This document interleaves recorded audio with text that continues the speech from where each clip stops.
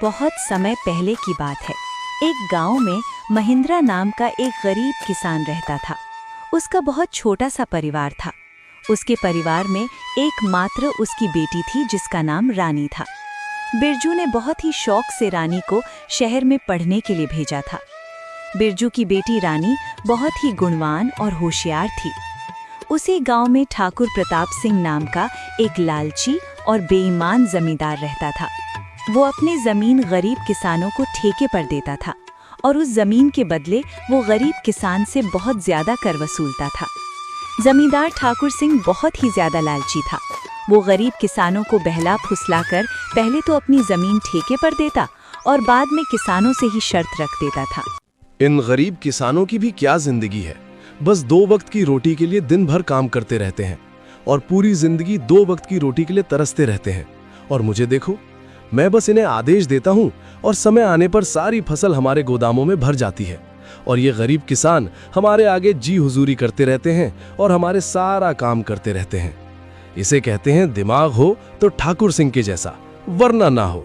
हाँ मालिक, आप तो यहाँ के जमींदार हैं और किसानों को अपनी मुट्ठी में रखते हैं। इनको कैसे इस्तेमाल करना है यह आप भली भांति जानते हो। मालिक, यहाँ क्या, अगल बगल की और भी गांव पर आप ही का राज्य है। आपकी मर्जी के बिना तो एक पत्ता भी नहीं हिलता। इसीलिए तो मैं यहाँ का राजा हूँ। मैं इन बेवकूफ किसानों को ऐसी ऐसी शर्त पर जमीन उधार दे रखी है कि मेहनत ये करते हैं और फसल में अपनी मुट्ठी में कर लेता हूँ। आखिर इनकी औकात ही क्या है मेरे सामने। जमींदार अपने नौकर से ये सब बातें कर ही रहा होता है, तभी उसके पास एक महिंद्रा नाम का एक गरीब किसान आता है जो बहुत दुखी और परेशान होता है।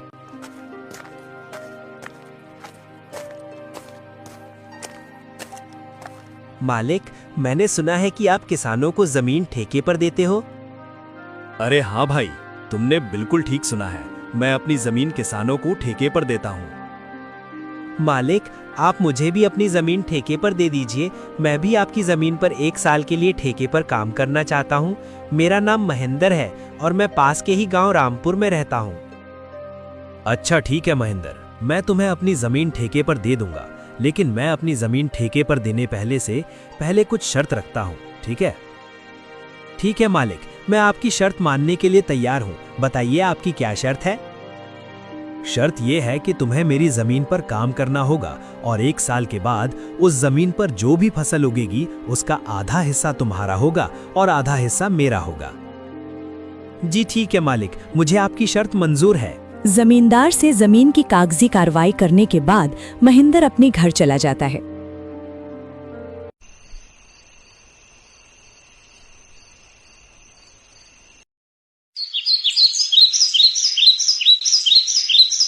और अगले दिन खेती करने के लिए उस खेत में पहुंच जाता है। चलो, अब जमींदार साहब से जमीन तो ले ली है, अब इसमें खेती करना शुरू कर देता हूँ।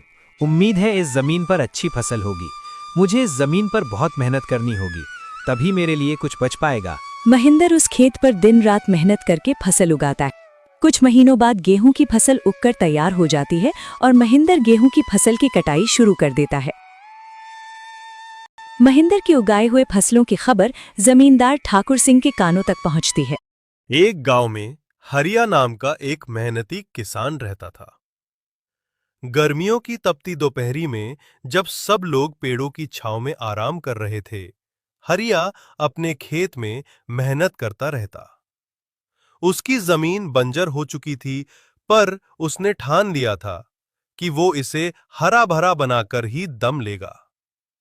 हर दिन वो खेत में पानी डालता, जैविक खाद डालता और बीज बोता। गांव के लोग उसका मजाक उड़ाते, इतनी गर्मी में कौन खेती करता है? पर हरिया नहीं रुका।